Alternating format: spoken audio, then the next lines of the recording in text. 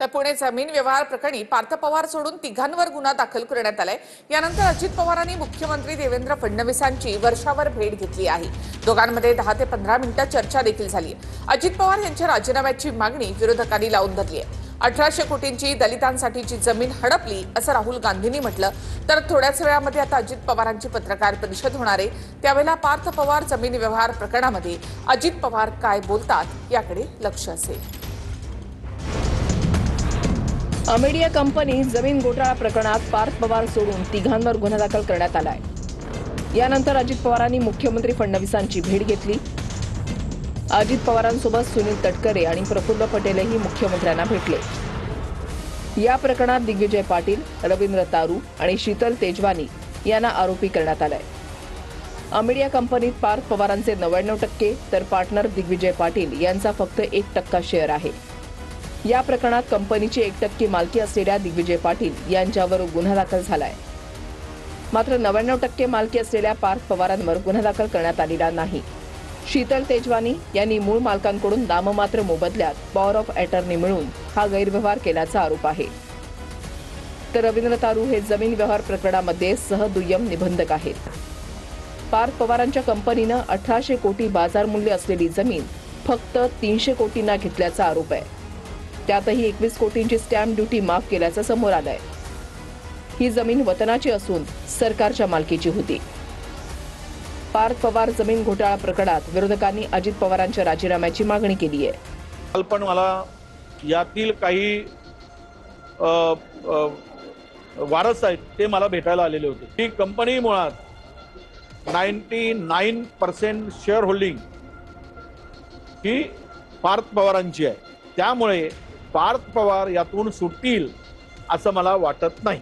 पार्थ पवार त्यांची चूक असेल नसेल, पण ते आता काय निर्णय घेतात ते आपल्याला आता कळेल। पण जर चुकीचं असेल तर दादाच काय तो निर्णय घेतील असं मला वाटतंय। आपला मुलगा जर ह्या व्यवसायात असेल किंवा हे सगळ्या प्रकरण असेल तर त्यांनी वडिलांची पॉवर वापरली, ह्यात काय लपून राहिलं नाही। आरोपात तर त्यांनी 3 लोकांवर पोलीस गुन्हे दाखल केलेत।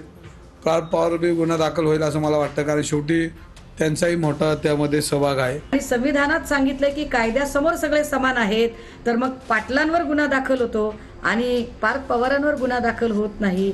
कदाचित हे राज्याचे उपमुख्यमंत्री आणि न्यायप्रिय असणाऱ्या अजितदादांना सुद्धा अजिबात मानवणारे नसेल। मैंने खुद खुलासा किया है कि जो एलिगेशन पार्थ पवार साहब के ऊपर हो रहे हैं वो होने के बाद उनका भी खुलासा लेना चाहिए। जो रिक्वायरमेंट थी वो कागज फुलफिल करने की, वो सब रिक्वायरमेंट उन्होंने पूरी की है।